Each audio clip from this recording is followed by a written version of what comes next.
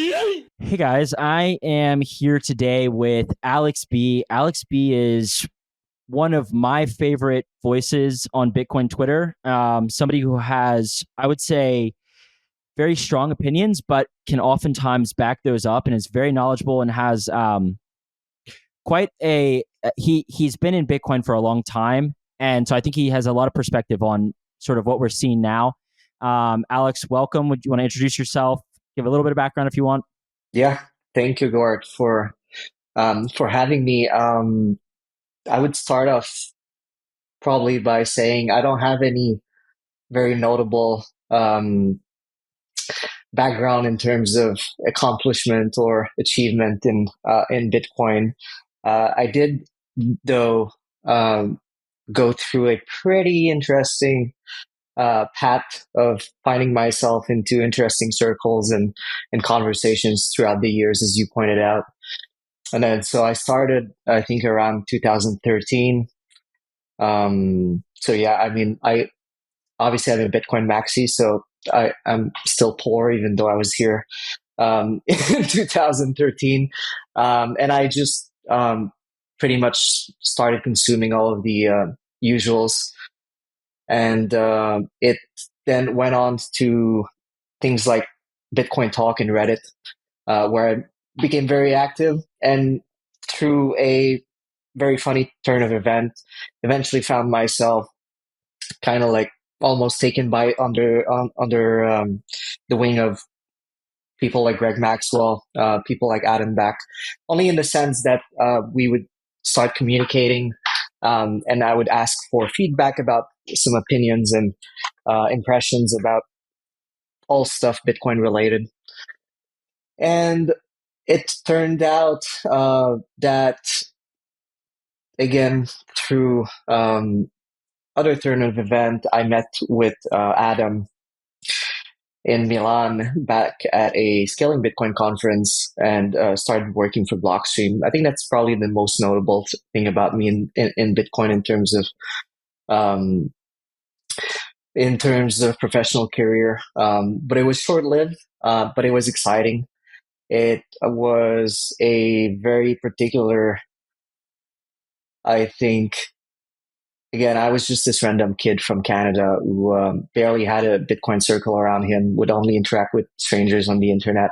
And I very quickly found myself sitting in a room in San Francisco with surrounded by Adam Back, Peter Woolley, Greg Maxwell, and some other super giga brains.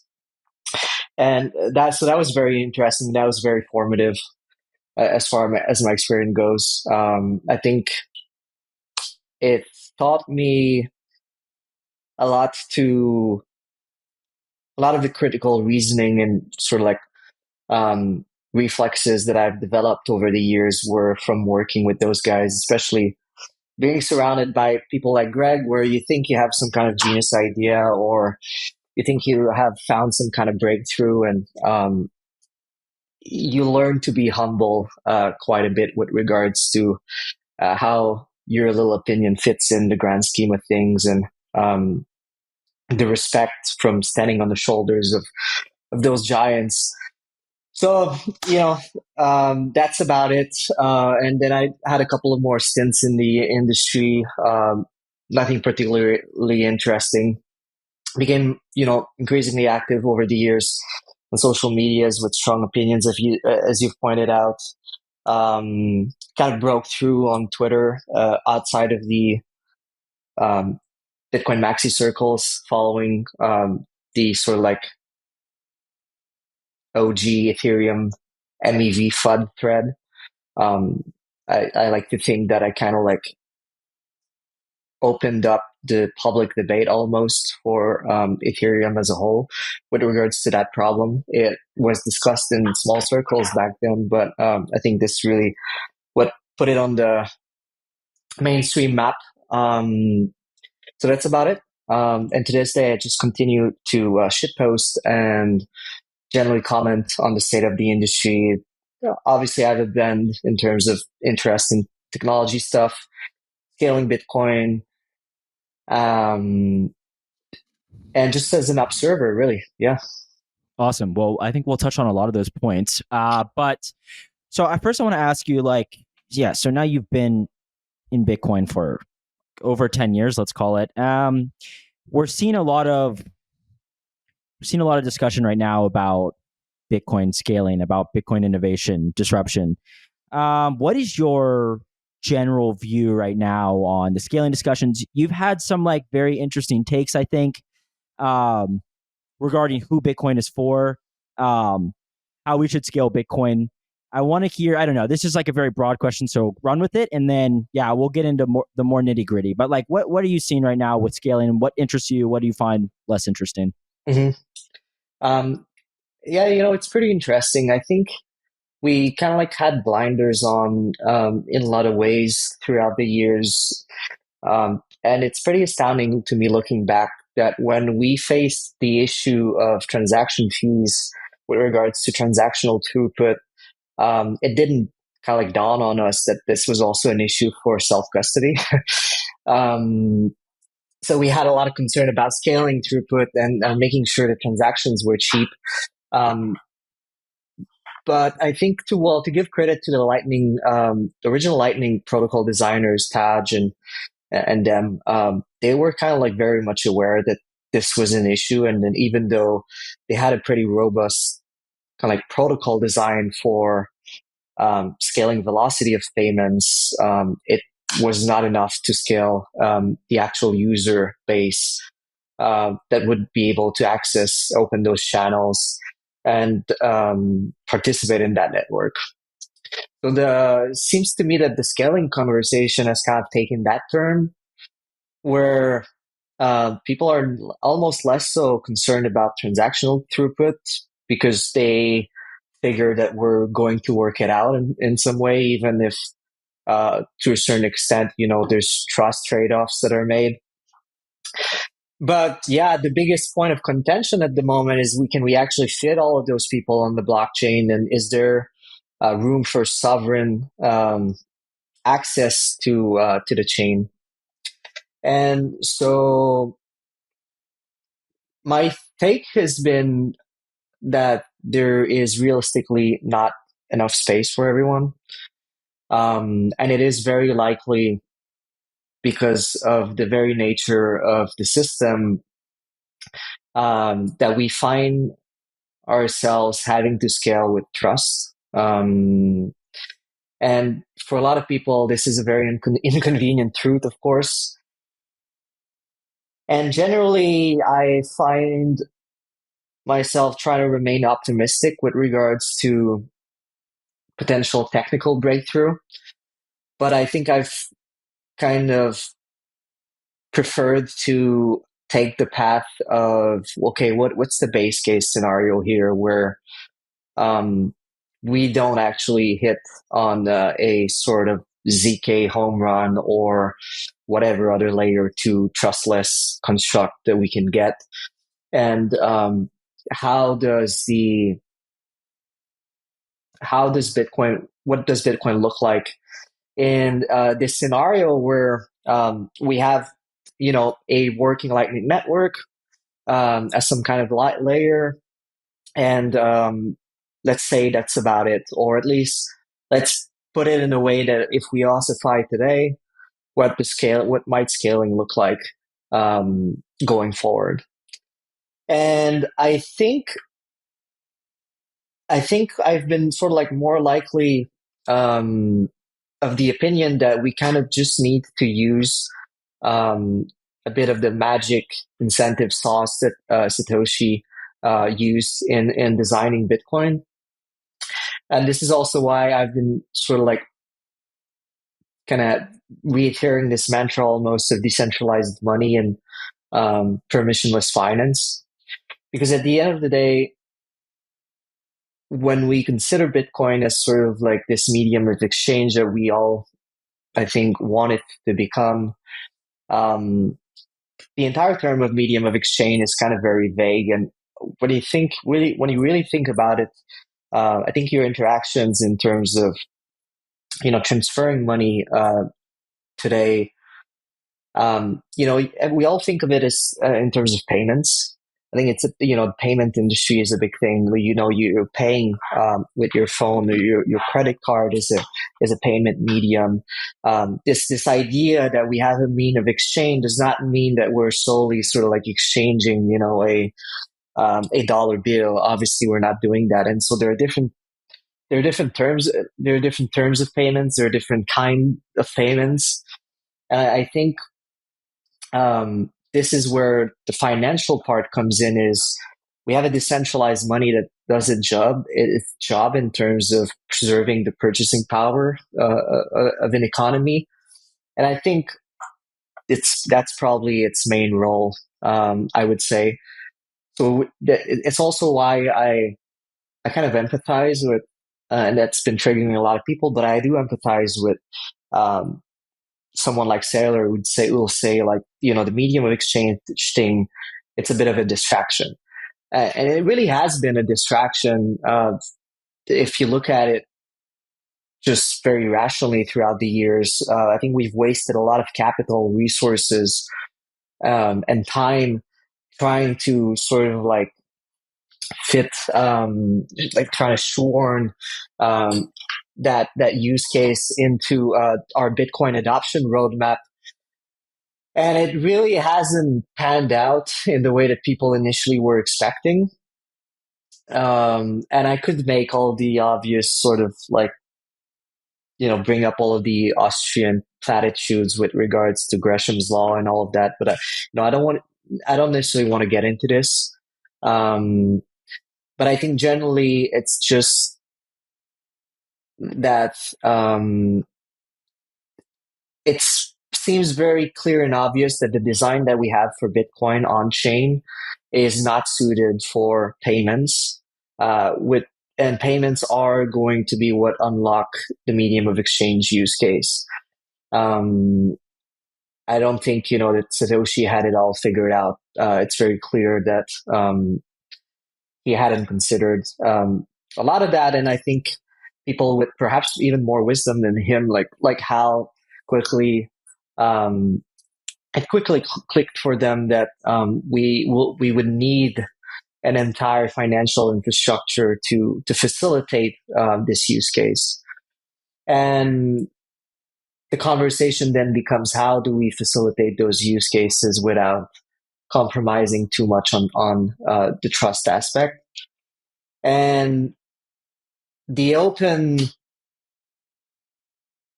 free market infrastructure, sort of like base protocol that Bitcoin provides, is probably enough, even if we were not to have other technological breakthrough.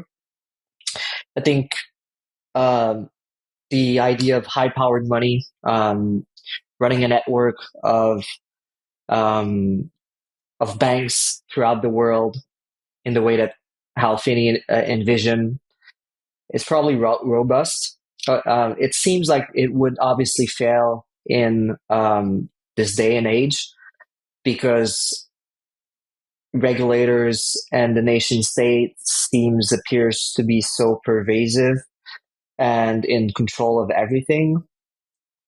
But I also don't think that Bitcoin is sort of a revolution or an evolution that happens solely on the internet.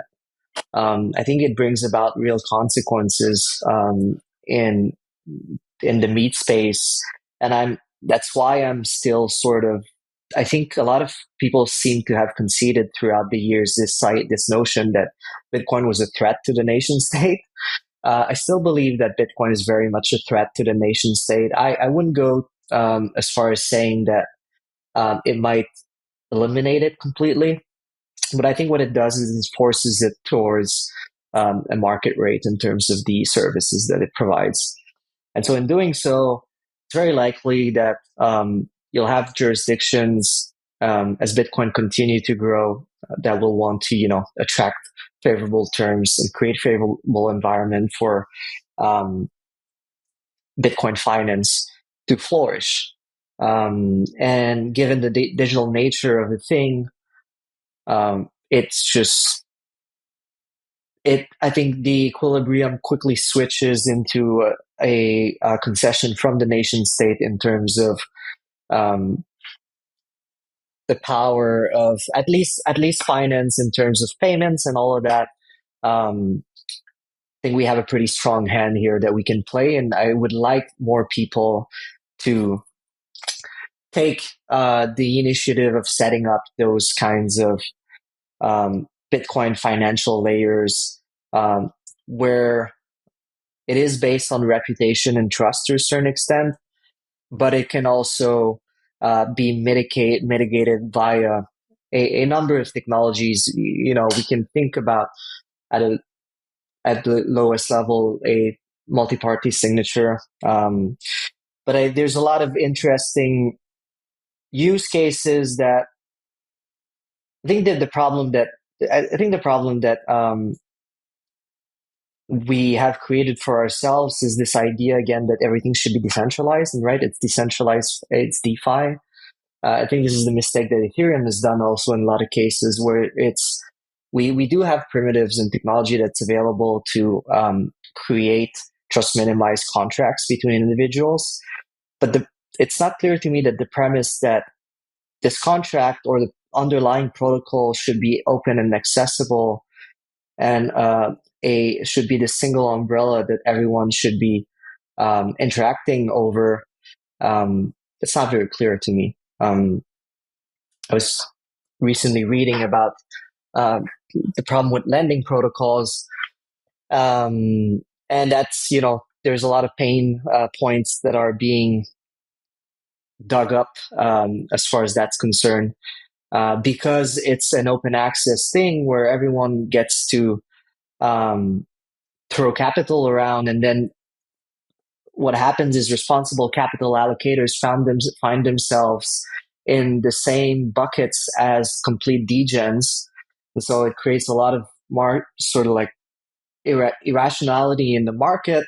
And I think then it creates kind of like disincentives for actual rational and intelligent capital allocators to participate there. Um, so this is my first rambling of the podcast. I'm not sure if I'm addressing exactly. No, you Uh, crushed it. I think that was perfect. And I think no, that was great. So to that end, I want to ask you then, I've seen your tweets, but maybe not everybody has, obviously, and I've seen what you've sort of been pushing recently. But I want to know what you think. Like, so maybe we can separate this out, or I'll just ask the first question first. In this model, right, where we like concede, okay, not everybody is going to own a UTXO that they're spending from, and we come to some realizations about the limitations of the Bitcoin chain. What are primitives? This is a word that they like to use in DeFi. Like, what are primitives that you think are absolutely necessary, or that you would personally really like to see to start facilitating this sort of Bitcoin economy, whatever you want to call it? yeah. Well, again, my base case is that we pretty much work with the primitives that we have today. I think we can do a lot of things with multi-sig that are generally robust. I look at most of the new flavors of multi-sigs, and I'm not exactly enthusiastic about them. I don't even know yet that I want to buy into the BitVM hype, for example, because we've learned with Lightning that the devil really is in the details, and regardless of how elegant the idea might look like, it's not clear to me. I kind of have the same attitude that some people have with regards to Covenant, which is that just I'd like to see it by my own eyes before I really buy into it. Um, but certainly, so if we're talking multi-sig, we're talking Teddy mints, cashew mints, so Shamian mints that allow either a single custodian or a shared multi-party custodian to offer really those financial services. And I think that this is one of the most underrated aspect of the work that Fedimint is doing at the moment, where they're really creating this ecosystem, almost this operating system, really for Bitcoin finance, which is that if you are fine with the trust assumptions of a federated mint, you can use this federated consensus and apply it to a whole lot of different applications, and eCash is only one of them. So you can also have virtual machines that are running off of that. Um, it becomes unclear exactly what the most appropriate technology is that you want to start doing wild smart contracts, and do you even need wild smart contract? I think this is kind of like another conversation we can have. Um, but if I compare something like Fedimint to most other L2s, because it's Bitcoin season two, I think generally speaking, it seems to me like that they're first and foremost much further ahead in terms of implementation. They have an app that actually has been released on mainnet that people can use, and it's I think you should not underestimate. It should not be underestimated the amount of work that has gone into that for that multi-party consensus to be. It's not light work. It's not just a multi-sig wallet that people interact with. Um, so this is, in terms of primitive, this is probably the most interesting one as far as I'm concerned, because in terms of payments, you get maximum efficiency, you get great privacy, and in terms of anything else, again, if you're willing to trust your funds to such an entity, then you might as well leverage it for all sorts of other financial applications. Um, and now, moving on, well, what are the other primitives? I think covenants obviously are still usually valuable. There's been an unfortunate, I think, almost cargo cult that's been created around covenant these days, where people have this itch that Bitcoin needs to change, and they feel like they want to latch on to a specific proposal. They want to be part. Bitcoin users are, well, at least Bitcoin people on Twitter are usually like that, where they want to be part of something. They want to feel like they are contributing to progress, which is fair. But it's a very complex.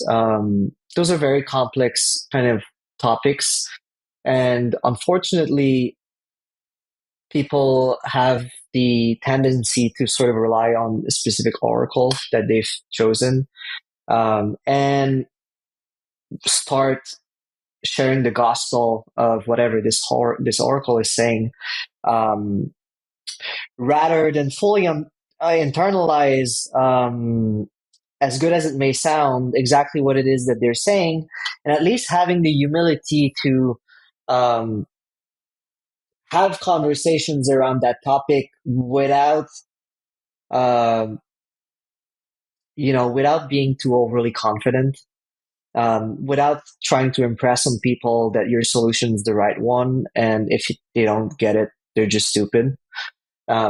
Because like the last year for me has been an absolute blur in terms of the progress that I myself have made with regards to what is my framework for all of this. Things are moving extremely, extremely, extremely fast. And one day I'll be extremely bullish about, timeout trees and covenants, and, start saying the absolute, I partake also in a lot of that hot air and kind of pompous um, sort of environment. But at the end of the day, I'm also very much willing to admit to myself, well, oh, okay, well, actually, that was stupid. Like, why would I ever think that? And so with regards to covenants, it's unfortunate because it creates this environment where it was on full display today. I was having this conversation with Hugo over at Nunchuck, who's an incredibly smart guy. He's been in Bitcoin forever, probably as long as I've been. Um, and he's been, I think, very kind of like dismissive of covenants in general, and which is fair. But what I realized also was I think a lot of like his dismissive attitude came from the fact that people that were shilling covenants to him insisted that somehow it would create this scaling solution for ownership, that Lightning was not possibly able to give us, right? And this is what a lot of people have been talking about. Again, coming back to some of the earlier points that I was making, is this idea that with covenants we're able to all share UTXOs and magically we scale the number of users that can actually own UTXOs in a sovereign Bitcoin way. And it's unfortunate because it's wrong. It's just not the case. Ultimately, the cost of self-custody, of sovereign self-custody, is the cost of enforcement on chain, right? Is this unilateral exit. We've memed that unilateral. People keep repeating that term, and I don't think they understand exactly what it means, which is that you have to pay the fee on chain to be able to truly be sovereign. And so it doesn't matter if you can't afford to move your coins on chain. You're not going to be able to afford to move them off the whatever layer two you build. So you're kind of like in the same situation. I mean, there's a lot of nuance again to that. It introduced kind of like interesting semi-trusted model between perhaps the coordinator or the service provider that offers this covenant batch UTXO service. I know I'm skipping a lot of. I think I'm making a lot of assumptions about how some of this stuff works. I don't know to what extent your audience is able to follow here, but basically, as far as I'm concerned, the reason why it's interesting and why covenants are interesting is it it creates more tooling for service providers, the ones that I've been referring to, the financial service providers I've been referring to. Today we call them LSPs, but tomorrow they'll be just banks. We're kind of like tippy-toeing around the term, but I think everyone should be painfully aware at this point that we're building financial services. It doesn't matter if we interact with them through protocols or code. Unless we find a perfectly trustless solution, you're trusting a set of people with certain assumptions that are, I guess, are mandated by the code. So covenants are brilliant, I think, in terms of scaling perhaps the operations of those entities where you have a Phoenix wallet, for example, with Lightning, which is a model that I think is going to, has already kind of like dominated the Lightning market as far as anyone that's interested in a non-custodial Lightning service, because they have eliminated almost all of the UX problems that come with a Lightning non-custodial wallet. And that's especially true lately with the announcement of their sort of Phoenix server thingy that has a very interesting, like, sort of automatic management of liquidity. It's something that's been present in Lightning products throughout the years, but I don't think anyone has been able to offer in a sort of just run that thing and it's going to do all the work for you and it's just going to work. But what's happening with Phoenix is they have to provide liquidity, so they're kind of like the counterparty to every single users that they have. They have a channel with every single users of their wallet. and then they are able to offer them a certain amount of liquidity at a certain rate. And the actual numbers right now are looking, you know, this is why I said, I've been saying for the last week or so, I think I hit peak bearishness on Lightning, kind of like perhaps like a month or two ago. And now I'm getting more comfortable. I mean, you had the Coinbase announcement today about the Lightning integration. I don't know if you saw that. And I think that's, there's a lot of caveats to that, but I think that's pretty massive. I think this is going to switch the narrative a little bit in terms of payments on Lightning. But going back to Phoenix, they have to open those channels. They have to close those channels on chain at one transaction for pretty much every single user. And again, they have to allocate that liquidity. And that liquidity is kind of, to a certain extent, locked in perpetuity with that user. And that creates a lot of inefficiencies, of course, which is like, well, you want to have liquidity allocated in spots of the network that are actually being used, right? Because that liquidity has a cost to you. And so, the numbers right now for Phoenix are looking pretty good. But what if a million users want to use Phoenix tomorrow? I think they're going to quickly find out that they don't have enough liquidity, that they're selling the liquidity way too cheap, and they're going to have to source more liquidity because they have this problem of just too much stale liquidity all around their user base.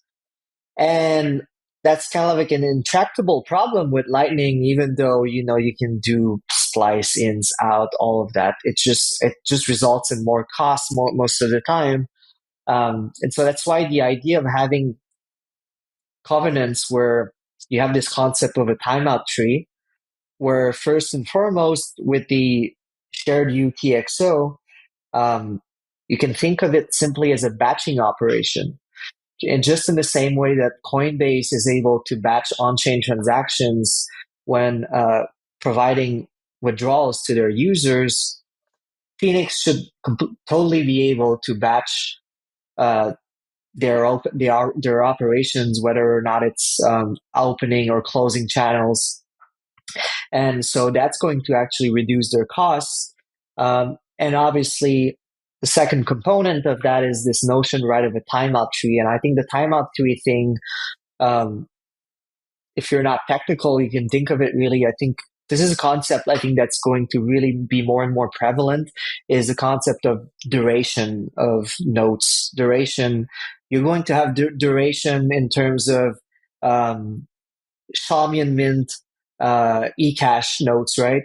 And you're going to have duration in terms of Lightning channels and Lightning liquidity, because then you're able to provide the liquidity, but say, hey, after like 3 months, that liquidity is gone. We can work together. We can collaborate so that we can, if you still need it, we'll just move it to a different to a new channel. But if if you go AWOL, if you die, well, I can kind of like get that liquidity back, kind of quote unquote, as soon as possible, so I can actually put it to productive use. And so I think a lot of those things combine to make the operations of Lightning service providers probably orders of magnitude more efficient. That's going to drive the costs down for the end users ultimately. And this again will also allow for the creation of different trust model where a non-sovereign or someone that cannot afford on-chain transaction can kind of still piggyback off of those UTXOs, those shared UTXOs, and maybe eventually, by the time they actually start accumulating, wages or revenues, whether they're business or not, they can actually, it's kind of like a gradient where the higher the balance in their shared UTXO leaf, the closer they are to being self-sovereign, and this kind of happens very organically. The opposite of that would be the mutiny model right now, where mutiny has a Lightning instance and is now operating sort of in parallel a federated Mint instance, and payments that are incoming via Lightning accumulate. Well, as long as they're kind of like below a certain threshold, they'll accumulate in the federated wallet mint um, of the user's Mutiny wallet. And then by the time it gets, say, to 500,000 sats, then the user can actually decide, okay, let's move it now to a Lightning channel. I'll get better trust assumptions. I don't have to rely on custodial mints. But I'm sure that I can actually, afford the on-chain cost if I need to move the liquidity or whatnot. Um, so this is why covenants, I think, are very interesting. But again, um, I think there's a bit of groundwork to be done in terms of proving and demonstrating this, because the trade-off of this ultimately is that those users that, like in the worst case scenario, where the Lightning service provider is shut down by the government, goes out of business, bankrupt, whatever, their server blows up. In the worst case scenario, it becomes more expensive for everyone to enforce on chain and kind of call back their money. That's really the big. That's really the big trade off there. So it's kind of like a. I hate using that word, but covenants are kind of like almost this optimistic technology, really, right? Where like if everything goes well, we got a lot of bang for a buck. If it goes wrong, it might be a little messy. Um, so I'm interested. I've been interested in the research around this, and I hope it pans out. Um, so yeah, I know that. I mean, there are plenty of different primitives, but nothing really notable that's coming up. I mean, we can talk about roll up if you want to talk about that. Um, but Yeah, well, I mean, I think that is sort of leading into my next question, which I'm not exactly sure what the question was precisely, but I just want to hear. So you're talking about, like, right now, you're talking about maybe some covenants that could help with yeah, like Lightning and maybe Fediments as well. But like for the most part, we're talking about protocols that we already have, right? And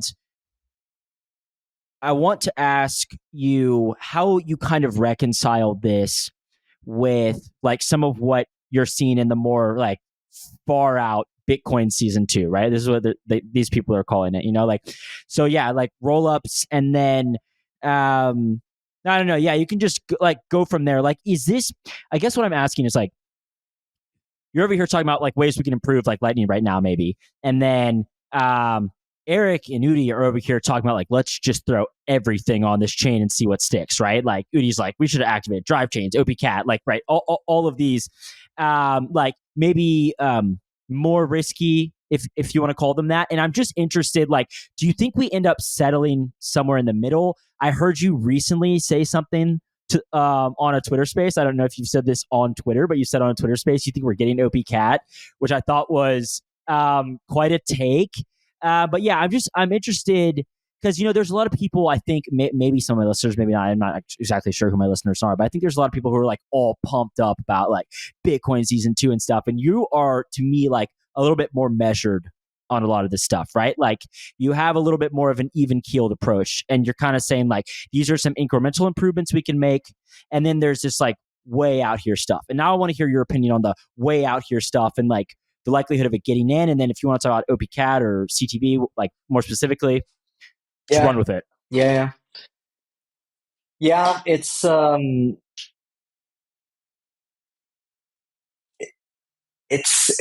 a little interesting. I am On one hand, I empathize with the optimism and kind of like this new surge of interest in building on Bitcoin. Um, I feel like I'm able already to identify quite a lot of people that I imagine, regardless of whether or not what they're building will fail, will probably stick around and make valuable contributions. Ultimately, a lot of the stuff that I'm seeing, as I've said, is no better than just any federated multisig. Um, and the only argument that someone might have at the moment against this really is BitVM. And again, I want to believe, but I there's again, perhaps it's worth pointing out for your audience that I'm not an engineer. I am not a developer. A lot of this stuff, technically speaking, I'm able to sort of intuitively understand how it works because I've been around those systems for so long. Um, but I cannot write or read code. And so when you're getting into the types of science projects that BitVM are, it's almost impossible for me to kind of wrap my mind around. Not only, I mean, I have a pretty good idea for um, the base construction and how people feel it might work. But in terms of putting it all together, I have little birds in my ears that are telling me that it's really not all it's cracked up to be, and it might turn out to be a huge flop. And so it's hard for me to really evaluate a lot of those systems from the perspective that they're just all going to nail this and we're going to have this model of trustless bridging. Sorry, really isn't trustless. I think you're still making a lot of assumptions. And as Shinobi actually is, like Brian Trolls has pointed out, there's still an element of trust in the N of N multisig. So are they really superior? I'm not sure. I mean, the other question, I think the big question really is more so like, why are we doing all of this? Um, I think one of the larger lessons that one could have possibly learned from Ethereum in the last year, or at least it's becoming more apparent, is not so much the failures of proof of stake or uh, all of those consensus level um, distractions almost, but more so the actual value of the application models that have become so prominent in Ethereum. And we have kind of like created this assumption that there were, true innovations on Ethereum.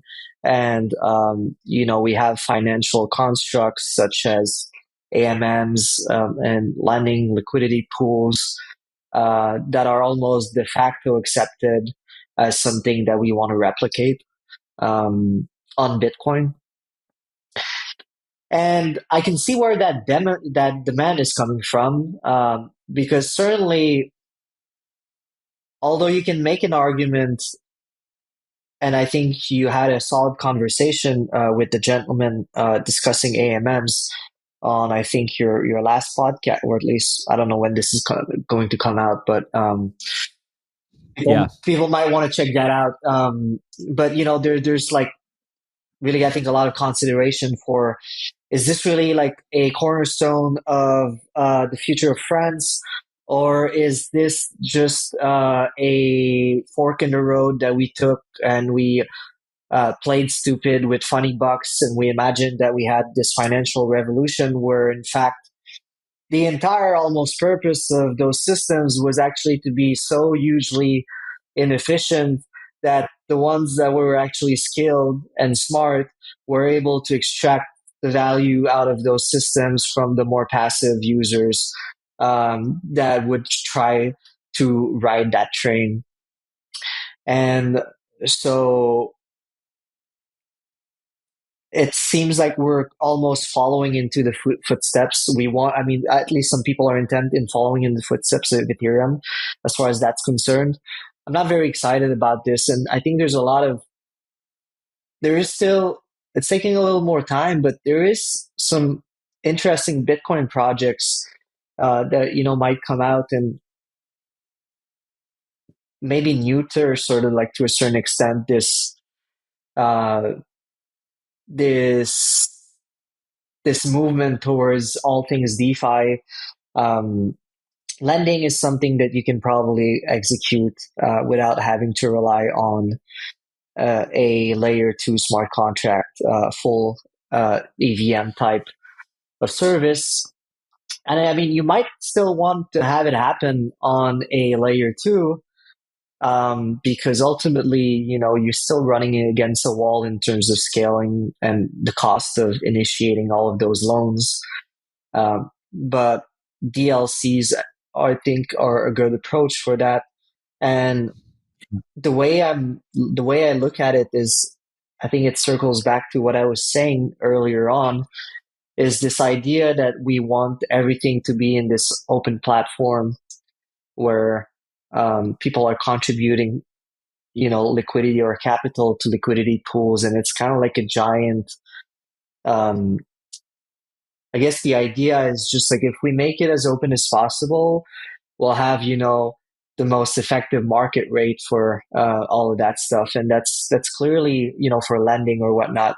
This is at least the case that some people have made through the years. Is like, you can actually borrow USDT. Maybe at one point you could do it more cheaply on dexes, maybe than centralized exchange or whatever. Um, but you can also just do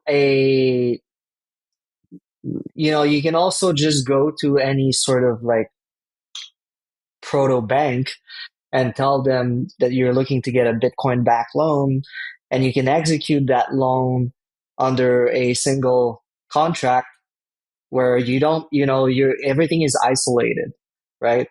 And I think there's a lot of good arguments to be made as far as, well, if you isolate everything, probably like there's also inefficiencies in terms of the liquidity. But I think when you're talking about retail use case, you want this stuff to be isolated, and maybe like the big boys that actually know what they're doing can actually have bigger, larger pools of money that are trading at a different level. So um, I haven't found a very satisfactory answer for the why use case. To his credit, Eric was the first one to point that out, I think, in his podcast with you. And, people imagine, I think people imagine that they are trying to go full degen, and doing all sorts of DeFi things on Bitcoin with Taproot wizards. But it's not my impression from No. it's not my impression from what they've very publicly said, and from some other interactions that I've had with them. People ascribe this idea almost to him, also, that they want roll-ups. But if you actually listen to what Eric says, he's not too much a fan of roll-ups these days. But obviously, people are not listening. They'd rather be triggered by cats on Twitter. Yeah. I think I would just say, at least with regards to, first of all, I'm 100% in agreement with you that I don't think they've come to any strong conclusions regarding roll-ups or DeFi. But I will say that I think I don't want to say issue, but like maybe one point of contention with Bitcoiners who may not just be these like pure laser-eyed, like very, blinders on to everything, but some people who are interested in the practicality of how they can use their Bitcoin.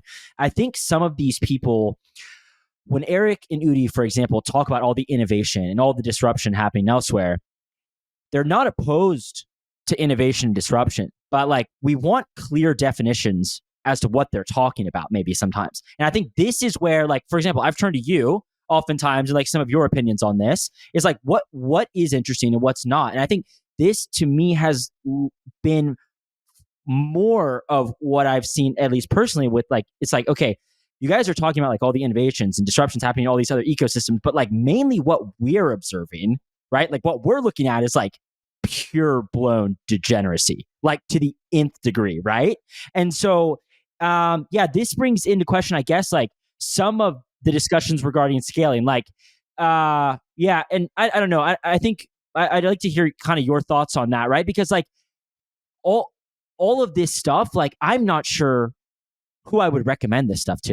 You know what I mean? Like I'm not sure the practical implementation of 99% of DeFi. And I don't say that so critically. Like people can go do that. That's fine. I'm just saying like I don't know I don't really know the use case beyond like trying to get more points and like farm Ponzi's, you know? Yeah. Yeah. I mean, ultimately, although like people might not consider the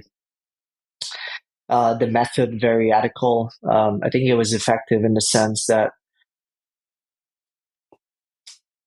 you gotta, I don't know that it's so much about the use case and the innovation, only so much so as as they've been saying again, it's like opening up the conversation.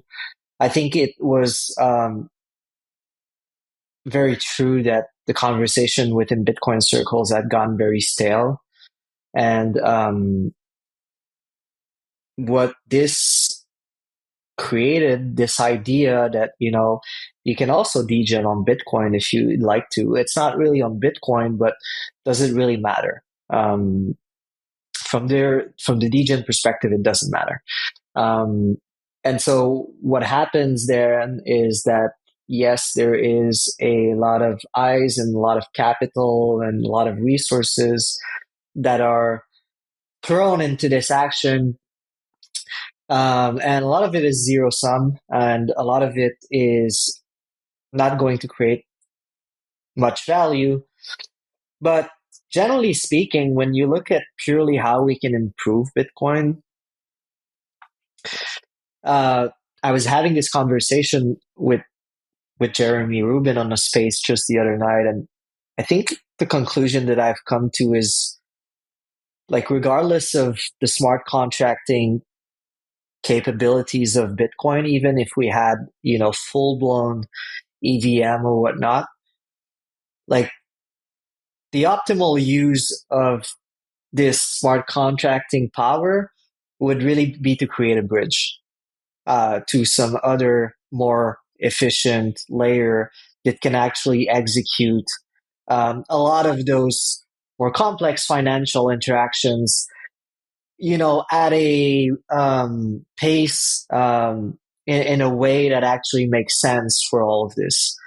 Um, and so that's why I think ultimately cat perhaps is interesting, and this is perhaps why they're looking really, and they've chosen to ride that horse is, well, maybe what we need is recursive covenants, and by using recursive covenants, we can actually have a novel trust model that might not be fully trustless, but actually allows us to move Bitcoins in and out of other layers in a way that is perhaps significantly better than a strict multisig. I believe, and it's my impression, that they do think CAT allows for all that BitVM has been propped up to be, but in a sort of much more, um, I mean, actually, in a way that would be not only cleaner, but actually would just make sense. So, you're talking then, okay, well, if we have like this ability to do a one of n um, contract, where it's actually kind of like BitVM v2, right? Where the verifier set or whatever is not bounded. So you kind of have this construct where anyone on chain can initiate the challenge if they think that the operator of call it a roll up, call it a side chain or whatever, has made a faulty or fraudulent withdrawal. So is a one event construct good enough for us to soft fork Bitcoin? Um, you know, I mean, to me, it's not a very convincing argument. That in and of itself, because for the very same reason that, as you said, like, what are we even like trying to do here with all of those additional layers? But then CAT also, I think, allows for a very, very decent vault construct, and I think vaulting is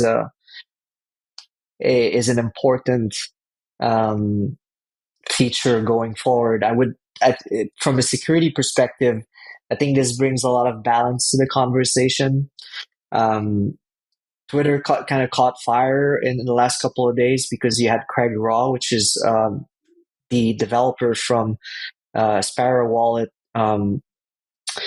went had had this conversation with people where he was making the case that too much of the conversation around Bitcoin was focused on scaling.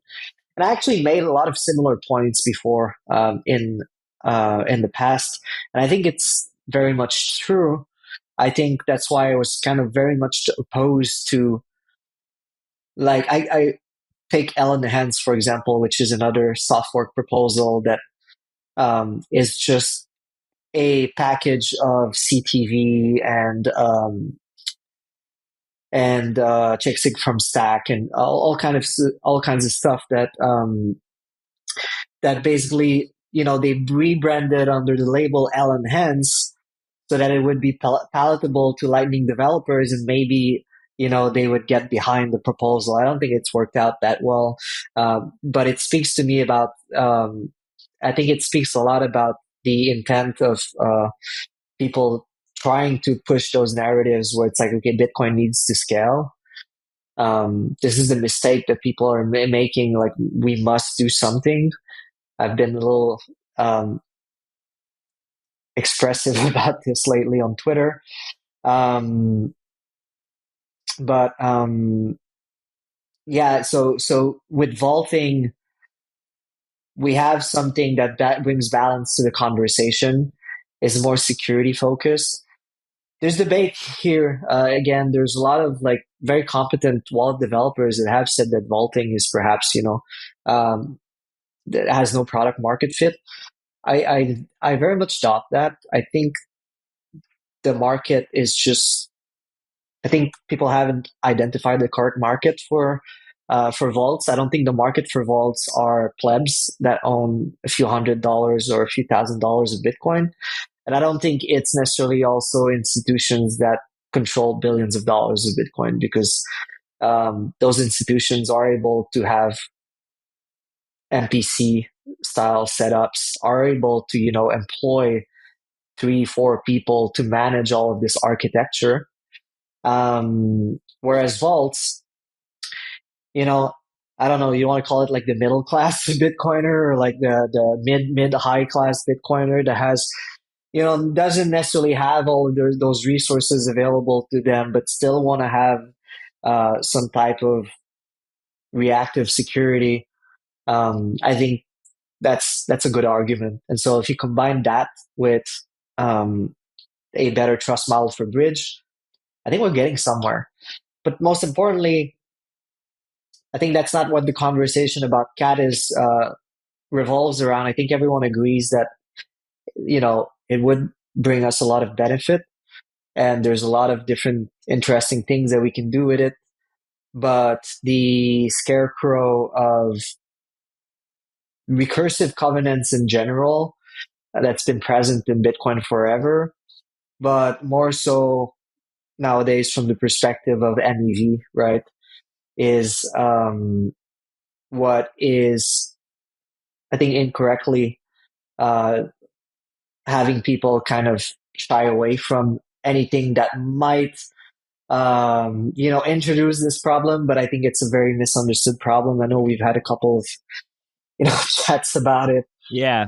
Um, Yeah. I wanted to, yeah. yeah. So just like for some context, you said recently that you think that Bitcoin may be, I don't know, impervious, but like may just not have the same problems with MEV that these other chains do. And like in a sense, I've kind of inferred this myself, like because a lot of the discussions around MEV, like you and I have had sort of like in DMs, but we've been joking. Like a lot of the examples we've seen thus far of MEV are, it's definitely not like this intra-block ordering and sequencing that you see on Ethereum, right? It's not like this high frequency trading type action.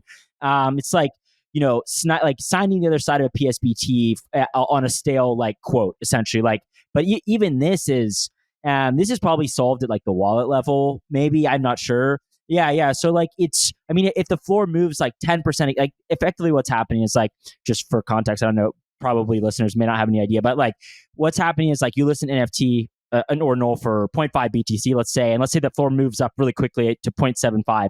Well, if you've signed one side of that transaction, a bot can come in and snipe that and then sell it at the new floor price.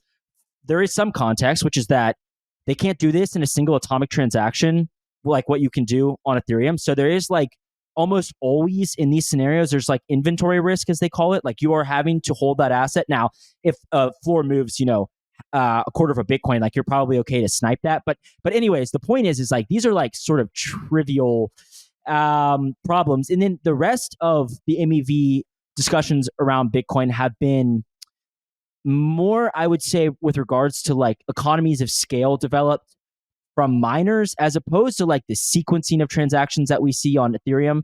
It's more like, is a miner going to have an outsized return on their investment without, as Reardon codes, Brandon Black, one of these devs, has explained it, like without an increase in their fixed costs. But I also I wanted to say one other thing, which I thought that you said, which is very interesting, and this goes a little bit, or maybe people don't realize this, and I think you're spot on about this. There's been this concern with drive chains, which is that this trustless two-way peg, right, where miners control the peg, all of a sudden they become sort of the integrated searcher builders that we see on Ethereum. And that's what's causing MEV. But you brought up a really good point, which I want you to hammer on, because I think this will be interesting for people who are a little bit more maybe in tune with this, is that MEV can occur if it's a multi-sig, right? Like if there's a lot of activity occurring on stacks, that like, and they start to see a lot of economies of scale as a result of that, that is also miners making more by just, forking a side chain, and um, it has no like trustless peg. So I guess what I'm getting at here is like, you brought up the point that like MEV can still occur, even if there's not like this drive chain mechanism, right, or something like that.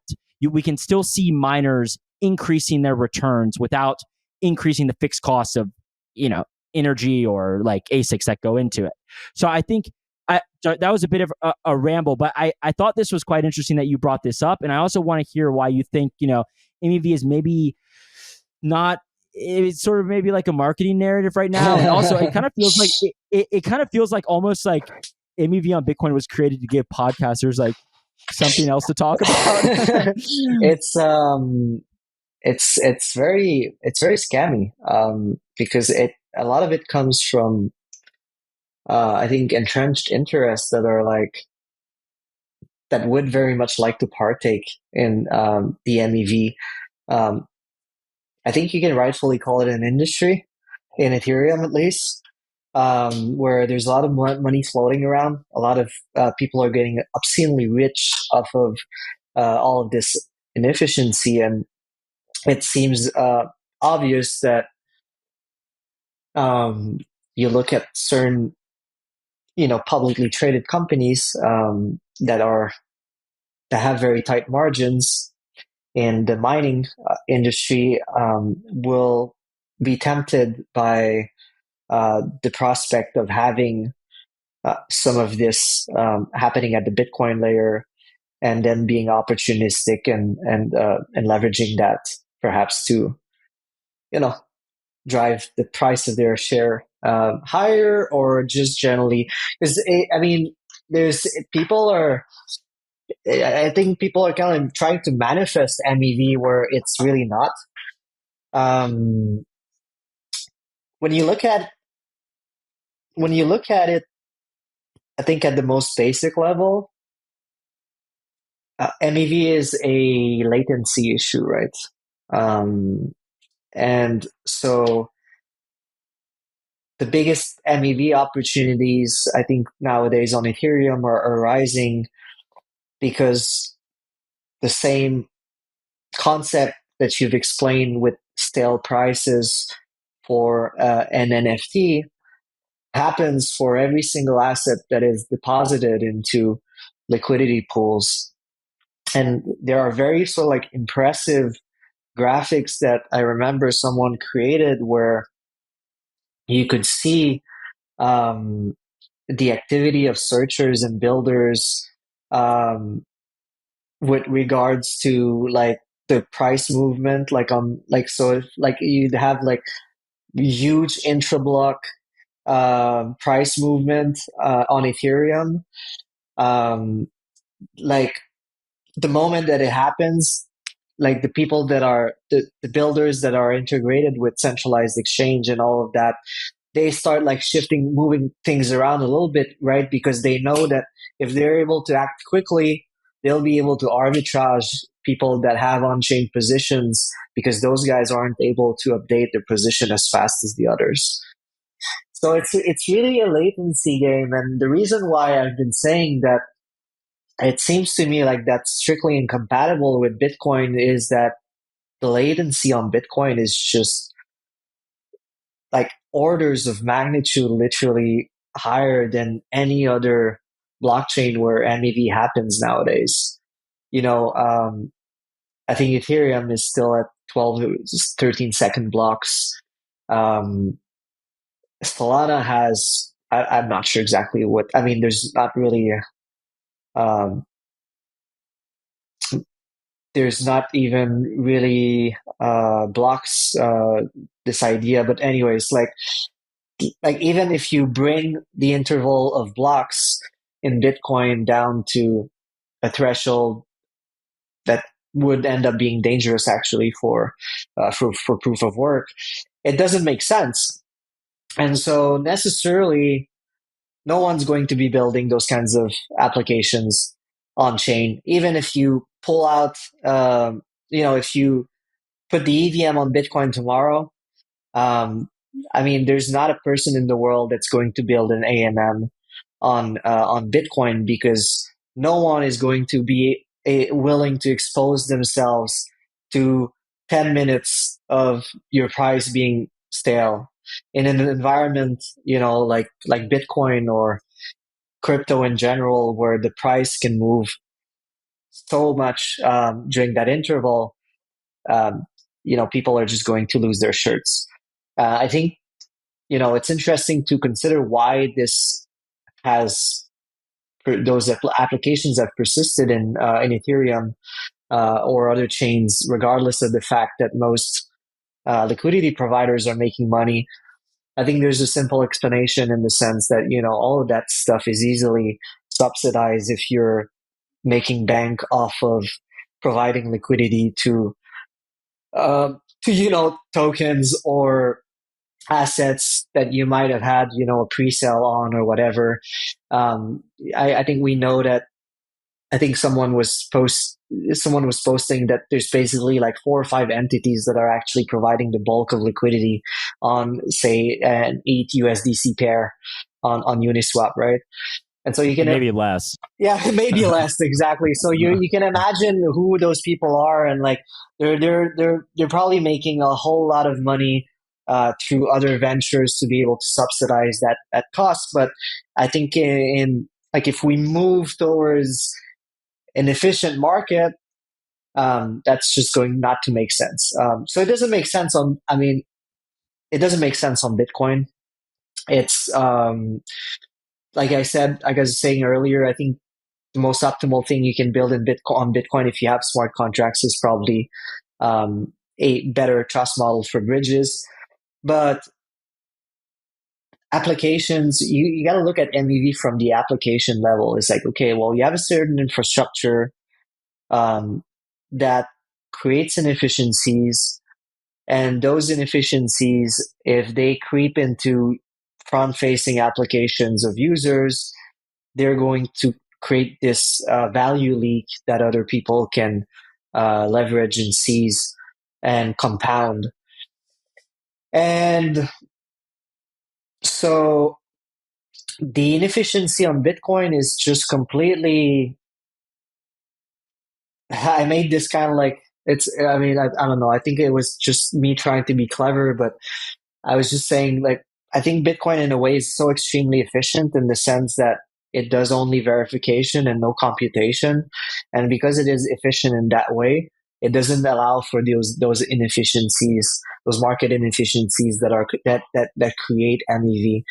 I understand that to a certain extent, MEV, is kind of like it exists in traditional financial markets, and it's going to be there on any application that we might build at different layers.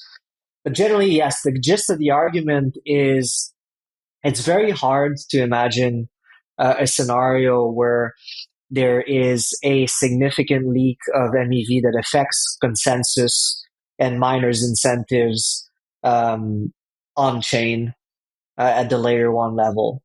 Um, and the argument against that is perhaps something, well, it's not so much against that, but then the next argument one can make is, well, okay, but you can have MEV leak into from layer twos, which is the argument I was making for a long period of time with regards to drive chains, which is that if you have miners participate in the sequencing and validation of other layers, then necessarily you have this effect where MEV leaks into. Um, but but the reason why I believe this is not so much an issue anymore is, again, if you take drive chains, drive chains, funny enough, is the single worst um, implementation or of merge mining, I believe, because blind merge mining makes it so that it must follow the ordering of Bitcoin in terms of 10-minute blocks. You don't have the opportunity, like, because typical merge mining can actually adjust their difficulty, so they can actually have like faster blocks than Bitcoin. But because of the blind merge mining construct, dry chains are actually stuck with 10-minute blocks. And so from that perspective, again, you have side chains that are not yet able to, they're still not able to actually reduce latency enough that they're viable for all those kinds of applications. So yeah, Jen, I think merge mining, although it seems like people, I think there's this conversation that persists around merge mining because I think a lot of miners have this idea that they might have to rely on that from the perspective of security budget conversations and future fee revenues and operational, very tight operational margins. But it's not a very practical and desirable security model for layer two or ordering or simply as a trust model. Yeah, I want to ask you just this is along the same lines. What do you think about the potential for some of these meta protocols that don't really exist on top of Bitcoin? They exist sort of like in their own little domain. Like, for example, this Runes token's coming out. I'm sure you've heard. It's Casey's new like token protocol. Okay, let me ask you what your thoughts are regarding, I don't know, miner centralization, however you want to parse this. Somebody creates a rune and agrees to give 10% of the supply to a miner. Are we is that, I actually don't, I take this back. I don't know if this is I think it's possible to do this. Like, I think most of them are like open mint mechanics, but I don't know how this affects that design. But I want to, like, I saw yesterday there was some discussion with like this mempool accelerator, like private mempool going direct to miners. Like, is this a concern for you? And then, yeah, like, do you see these other protocols atop, like sitting like sort of atop Bitcoin, having an effect on like the centralization of miners? Or yeah, like, are we going to need to just send all of our transactions to these RPCs to get included? I mean, is this, because this is what occurs on these other chains, as you know, right? Like, you can't broadcast a transaction without getting beaten down from all different sides. You know, like, you pretty much have to use something like a private mempool or whatever. And I'm just curious, like, if this is a concern for you or not really. Yeah. Um, I I would I would think not really. I don't know what is the. I haven't looked at those too much to know exactly like why, for example, would someone creating a runes token give 10%? It's kind of like this. They're like, are they? It's because of this idea that they're in a race for a specific ticker kind of deal, or they don't want. Um, yeah, okay, yeah, they don't want that to hit the mempool and then someone front run uh, Yeah. their creation. Um, yeah. Well, also like, like for another example, like I think that Udi and Eric went direct to a mining pool to have Mhm, this like mhm. 4 mega mined. Like, is an increase in this, and then maybe like related these out of band payments, is this concerning? Yeah, I guess it's a little concerning in the sense that we want to try and mitigate it as much as possible. So, it's not necessarily an interesting conversation, but the the filter conversation, Yeah, I know. has turned into this debate about those policy restrictions because indeed, to a certain extent, the more liquidity or like transaction demand and fees you drive out of the mempool, it might skew the incentive a little bit. So I think from that perspective, there's a lot of things that miners can do that are cheap and not operationally complex and costly for them to be able to, participate in those kinds of schemes. And so it's not clear to me that, there is an economy of scale here, where it's like, well, if you're so much more bigger, you'll get a lot more opportunity, and to the extent that at one point the smaller players cannot afford to play that game. I think, as long as we stay within the constraint of what you're discussing, um, seems to me like it's not overly dangerous.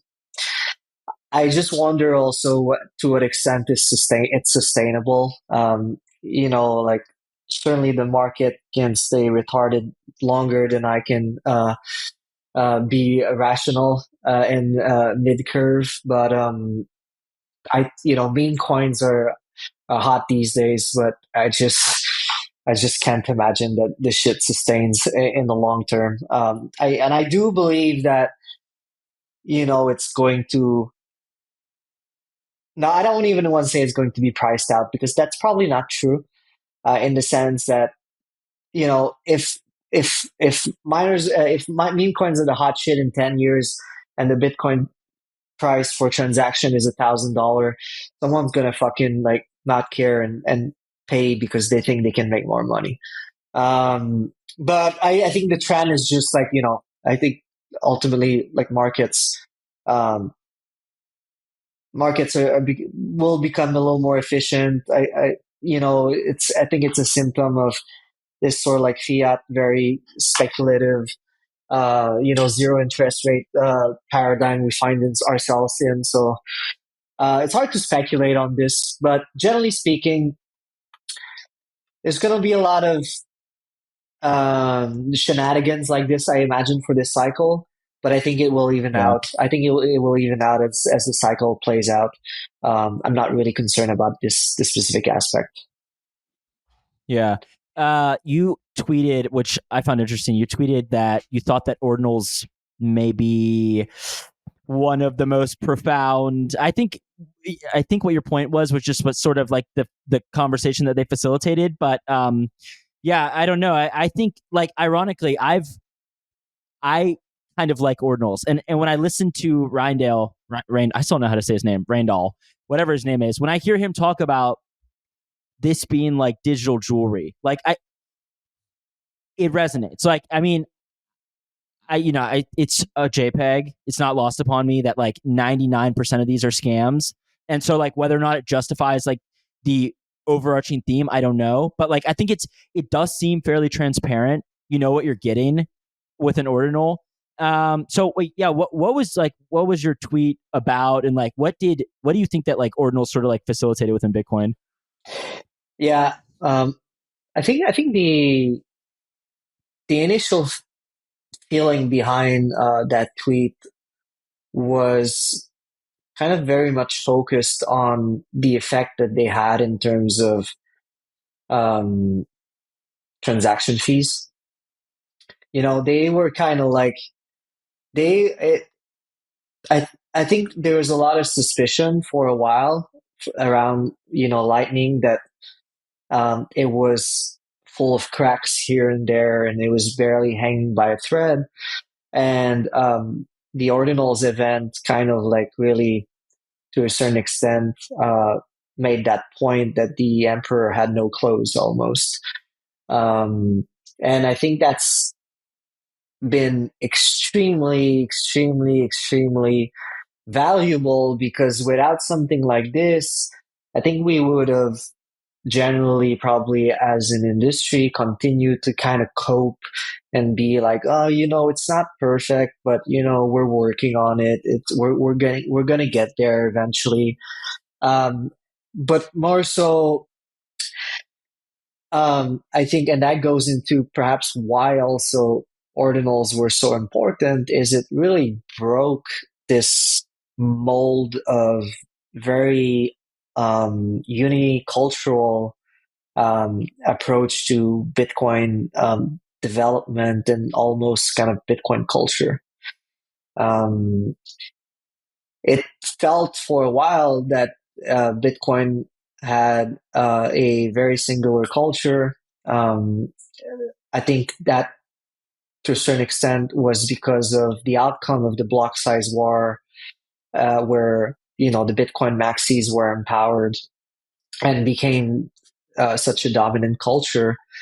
And they had a precedent of being right, and they had this one thing that they could always say, we were right. And people it just became a lot of hubris, and that needed to be torn down completely. And ordinals was, I think, the single kind of like the trigger that put that bullet into the, the the the Bitcoin monoculture. So from that perspective, it was extremely important because Bitcoin is in this teenage phase where I've said that often, but Bitcoin is in this teenage phase where a lot of the elders, we're kind of like almost getting kicked out of our parents' house and we're not sure what to make of our lives. And we don't have, like, we can't rely too much on um, Papa G, Greg, or like like most, like we gotta like figure our shit for ourselves. And from that perspective, it's inevitable that a new monoculture was not going to emerge out of this, this growth phase. I think the growth phase that we're having in Bitcoin that's important is this recognition that um, Bitcoin is so global at this point that um, people that you disagree with very strongly and are not aligned with in any way, shape, or form are using Bitcoin. They're running the same node that you are. They might have more Bitcoin than you do. And in that way, they have, just as much of a say in the conversation. You might think that their actions are unethical, or that from a long-term perspective, maybe they have higher time preference than you do. Um, but the what's important and what's very interesting, if you pull away this layer of degeneracy and speculation and the fraudulent, perhaps applications of ordinals and this market, is it's just that it's a market, and it's one that you cannot ignore.